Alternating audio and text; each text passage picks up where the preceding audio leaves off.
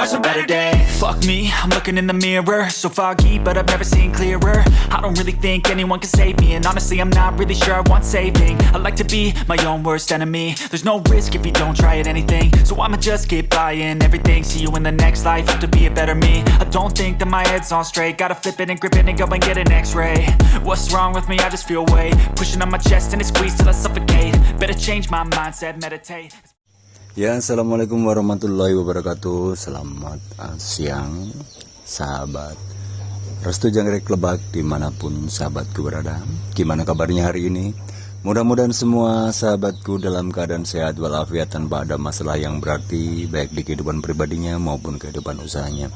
Sahabatku, pada kesempatan kali ini saya akan sedikit berbincang tentang berkembang itu adalah kewajiban. Artinya ini hanya memotivasi kita bahwasanya usaha itu berjalan atau tidaknya, bagus atau tidaknya buat kita, cirinya adalah pengembangan. Entah berapapun nilainya, entah berapapun aset yang kita tambahkan, entah segede apapun nilainya dan sebagainya, itu harus sob. Artinya gini, di setiap siklusnya kita harus menyisihkan sebagian dari keuntungan kita itu untuk investasi.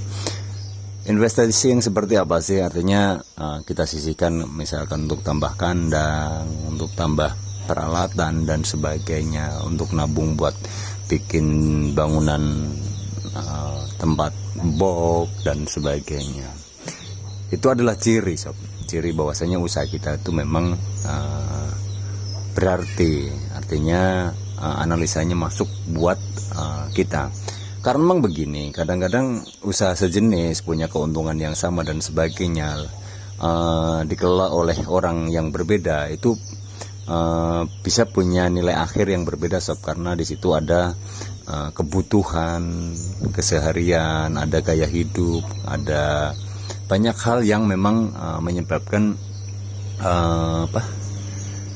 hasil akhir dari sebuah usaha itu berbeda, walaupun objeknya sama, keuntungannya sama, tapi memang pelakunya berbeda. Nah, lebih spesifik kita gitu, ketika menekuni satu bidang usaha, khususnya usaha budidaya jangkrik, dan di situ kita punya rasa cinta, kita punya rasa suka, terus kita terdorong untuk atau termotivasi untuk terus mengembangkan usaha tersebut, itu berarti usaha itu cocok buat kita sob. Artinya kita cocok dengan filosofi usahanya, cocok dengan dunia usahanya dan sebagainya. Nah, ini berikut ini sob, berikut ini saya coba upload di setiap siklusnya. Saya selalu menyisihkan sebagian dari keuntungan untuk investasi kandang gitu ya. Jadi saya itu sebenarnya satu siklus itu 40 hari sob, saya anggapnya di jangkrik itu. Artinya setiap 40 hari sekali saya harus ada yang saya sisihkan. Entah itu tabungan untuk bikin bangunan, entah itu tabungan untuk bikin rak telur, entah itu tabungan untuk bikin nampan, beli nampan, atau entah itu tabungan untuk bikin box. Itu selalu, itu wajib. Karena bagi saya nambah itu adalah sebagian dari tugas. Nambah itu sebagian dari tugas dan sebagian lagi dari kewajiban sob. Dari kewajiban. Maka dari itu sob, ketika memang hati sobatku ketika melakukan usaha jangkrik atau menekuni usaha ternak jangkrik, di setiap tahunnya atau di setiap siklusnya itu sobatku kok stuck saja, tidak berubah, banyak aja halangannya ketika mau mengembangkan usaha dan sebagainya.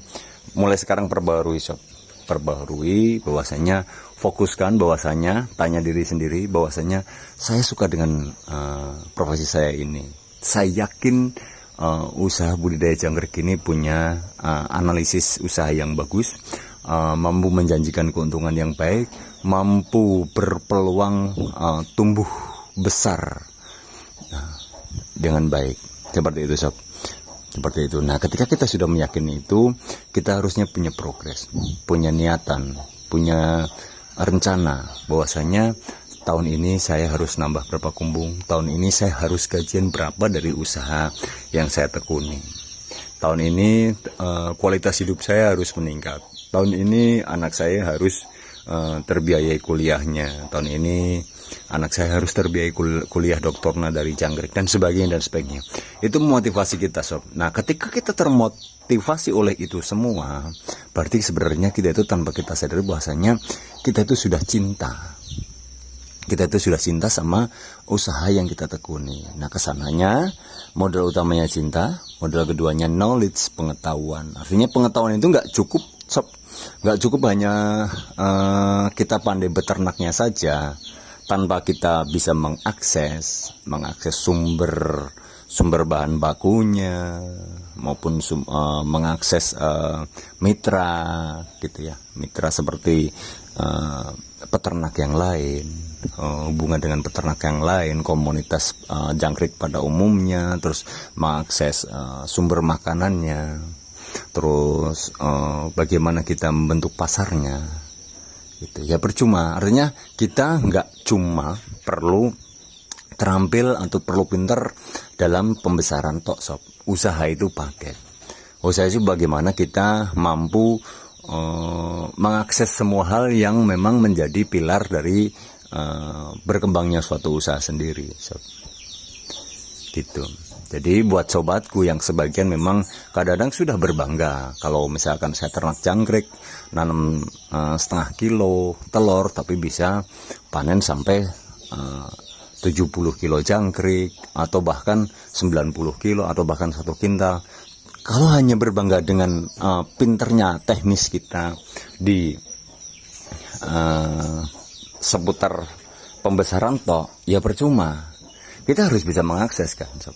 Harus bisa mengakses pasar, sumber bahan baku, bagaimana kita besar gitu. Jadi semua faktor atau hal pendukung untuk kita besar itu kita harus mampu pahami itu, sob. Kalau tidak mampu pahami, kita harus mampu menjadi seorang pemimpin yang baik, membentuk manajemen yang memang mampu mensupport kelemahan kita. Gitu, sob. Gitu. Jadi nggak heran, sob. Mungkin sobatku juga pernah dengar orang yang memang ahli membuat kue atau potong rambut atau potong baju, tapi usahanya dari tahun ke tahun kayak gitu aja. Artinya tumbuh enggak gitu, mundur juga enggak, terus bikin sukses besar juga enggak gitu. Artinya usahanya hanya stuck aja karena mereka itu hanya terampil di bagian produksi saja, bagian budidaya saja, bagian ternak saja, tapi tidak terampil di bagian hubungan dengan relasi, dengan mitra. Kan usaha itu seperti tadi saya bilang ada 3 hal gitu, penyuplai bahan baku, 4 hal gitu, penyuplai bahan baku, terus produksi, terus kompetitor, terus pasar. Nah, semua hal itu harus kita kuasai, sob. Harus kita kuasai, setidaknya kita pahami. Dan ketika sekali lagi kita nggak mampu memegang itu semua, memahami itu semua, serahkan ke orang lain dengan aturan-aturan yang jelas. Jadi kembali lagi ke nambah itu bagian dari tugas, sob. Nambah itu bagian dari tugas adalah itulah ciri, sob. Nambah atau berkembang itu ciri dari keberhasilan usaha kita. Ciri bahwa kesannya kita itu mencintai usaha kita. Nah, kalau kita sudah berhasil, kita sudah berkembang gitu. Kita sudah mampu menyisihkan untuk investasi dan sebagainya, tanpa kita sadari insya Allah kita nanti akan besar pada waktunya. Terus harus didukung dengan bagaimana kita mengakses sumber bahan baku, mitra, bagaimana kita mengelola hubungan dengan kompetitor, terus bagaimana kita hubungannya dengan pemasaran. Nah, di konten-konten selanjutnya nanti akan saya buat beberapa hal tersebut, bahan baku dan bagaimana mempolanya. Nggak cuma melulu diproduksi, dan mudah-mudahan ada waktu yang baik untuk membahas masalah itu. Demikian, sob, saya kira untuk konten saya kali ini. Mohon maaf atas keterbatasannya. Bila itu hidayah. Wassalamualaikum warahmatullahi wabarakatuh.